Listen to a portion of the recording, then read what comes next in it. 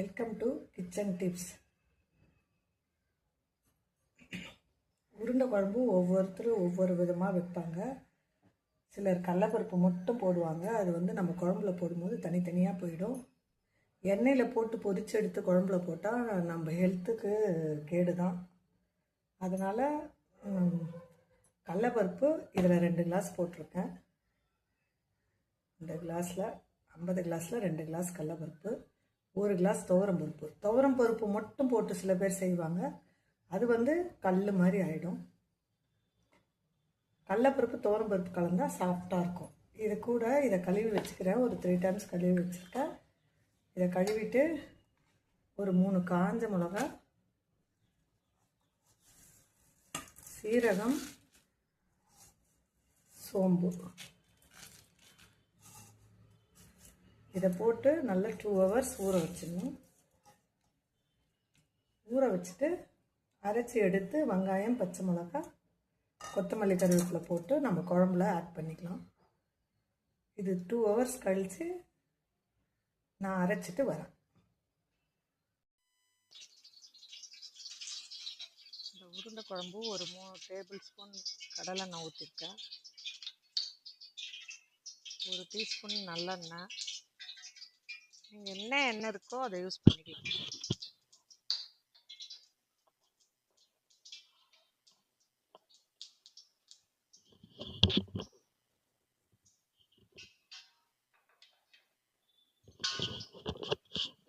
எண்ணெய் கொதிச்சிடுச்சு. கடுகு,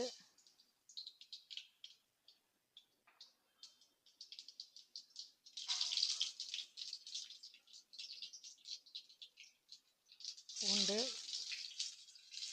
ஆனியன்.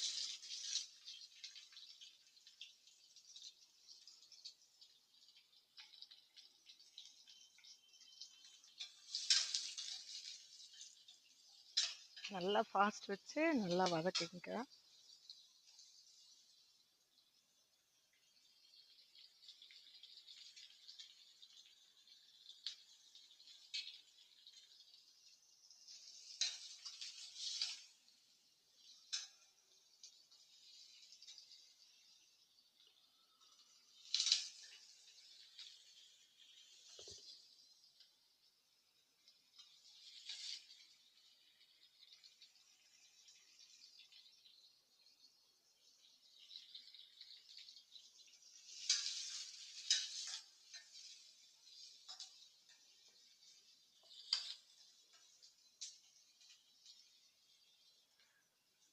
கடலப்பருப்பு, துவரம்பருப்பு ஊற வச்சு அரைச்சி வச்சுட்டேன்.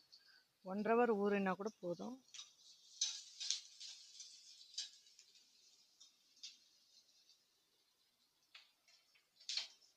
நெக்ஸ்ட் தக்காளி,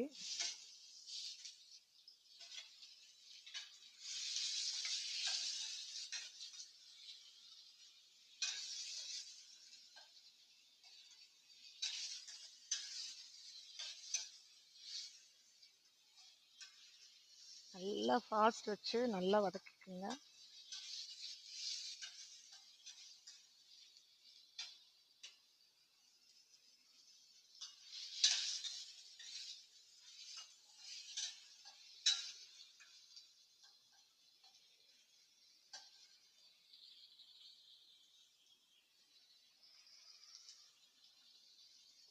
நல்லா வதங்கட்டும்.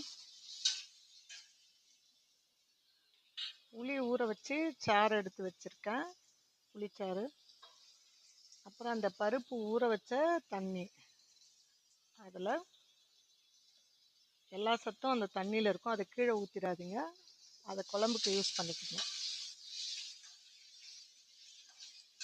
அந்த கருப்பு கடலை ஊற வச்சிங்கன்னா கூட, சுண்டல் செஞ்சிங்கன்னா கூட அந்த கருப்பு கடலை ஊற வச்ச தண்ணியை ரசம் வைக்கலாம். ரொம்ப டேஸ்ட்டாக இருக்கும், ரொம்ப ஹெல்த்தியானது. அதுபோல் இந்த தண்ணியும் யூஸ் பண்ணிக்கோங்க. இதில் பருப்பு தண்ணியில் ப்ரோட்டீனை விட்டுடாதீங்க, கீழே ஊற்றிடாதீங்க.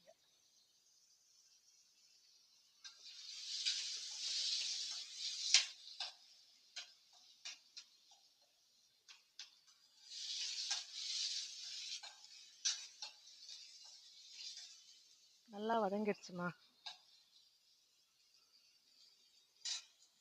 இந்த புளிச்சாறை ஊற்றிக்குங்க.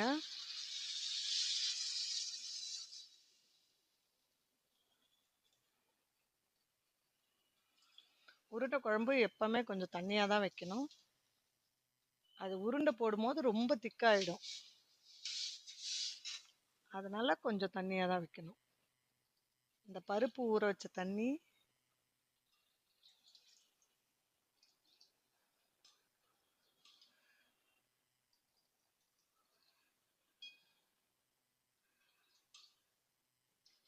பருப்பு ஊற வச்ச தண்ணி,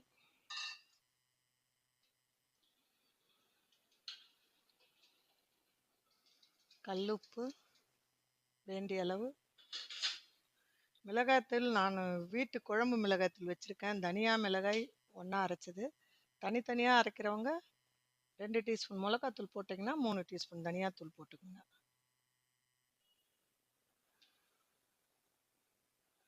நான் 3 டேபிள் ஸ்பூன் மிளகாத்தூள் போட்டுக்கிட்டேன்.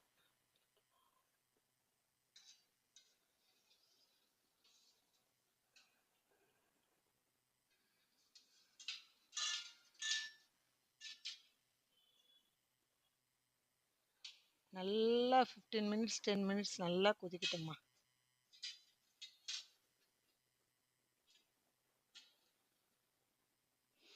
நல்லா கொதிக்கட்டும். ஒரு 1/4 ஹவர் நல்லா கொதிக்கட்டும்.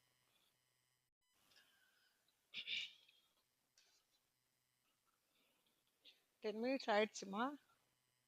10 நிமிஷம் இல்லைன்னா 1/4 ஹவர் தான். கொஞ்சம் இந்த தண்ணியாக இருக்கும்போது இந்த தண்ணியில் தான் நம்ம வந்து உருண்டை போடணும். உருண்டையே எல்லா குழம்பும் இழுத்துட்டு ரொம்ப திக்காயிடும். துவரம்பருப்பு, கடலைப்பருப்பு அரைச்சி வச்சுருக்கேன். சோம்பு சீரகம், பருப்பு ஜீரணம் ஆகாது, அதனால சோம்பு சீரகம் போட்டு அரைச்சி வச்சுருக்கேன். இதில் பச்சை மிளகா, ஆனியன், க்ரீன் சில்லி, ஆனியன் பொடியாக வெட்டி போட்டுங்க. கொத்தமல்லி கருவேப்பிலை, கொத்தமல்லி கருவேப்பிலை,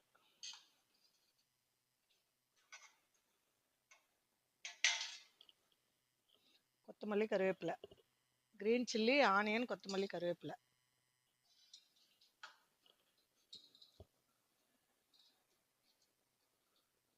நல்லா ஆட் பண்ணிட்டு ஸ்லோவில் வச்சுட்டு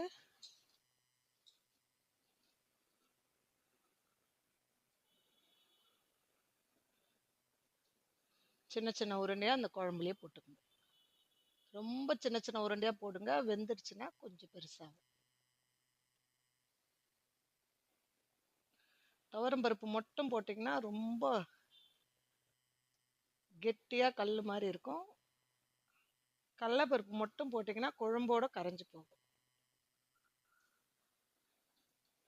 இது ஒன்றுமே ஆகாது. நல்லா சின்ன சின்ன சின்ன சின்ன சின்ன இதுவாக உருண்டையாக போட்டுக்கணும்.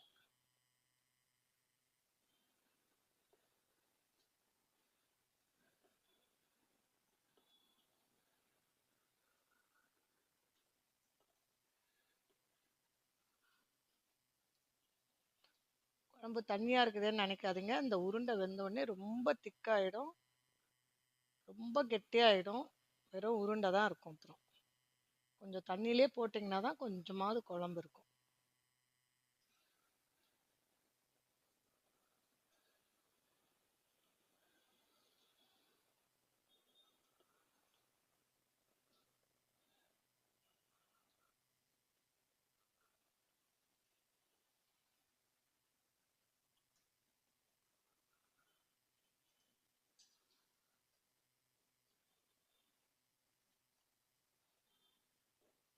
ரொம்ப சின்ன சின்ன உருண்டையாக போடுங்க. வெந்துருச்சுன்னா ரொம்ப பெருசு பெருசாக ஆகிடும். ரொம்ப சின்னதாக போட்டிங்கன்னா மீடியம் சைஸ் வரும் வெந்துருச்சுன்னா.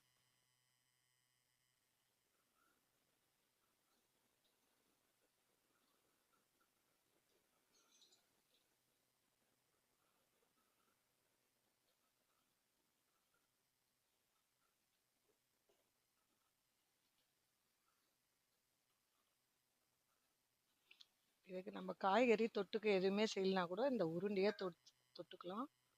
ரொம்ப நல்லாயிருக்கும். அவ்வளோதான், முடிஞ்சிருச்சு. ஒரு 10 மினிட்ஸில் வெந்துடும் அந்த உருண்டைங்களாம்.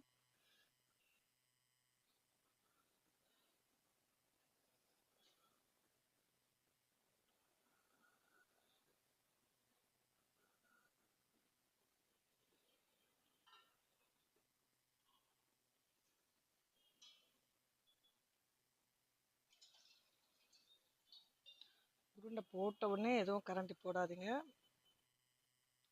மிடில் ஃப்ளேமில் வச்சுட்டு கொஞ்ச நேரம் ரோஸ்ட் பண்ணுங்கள்.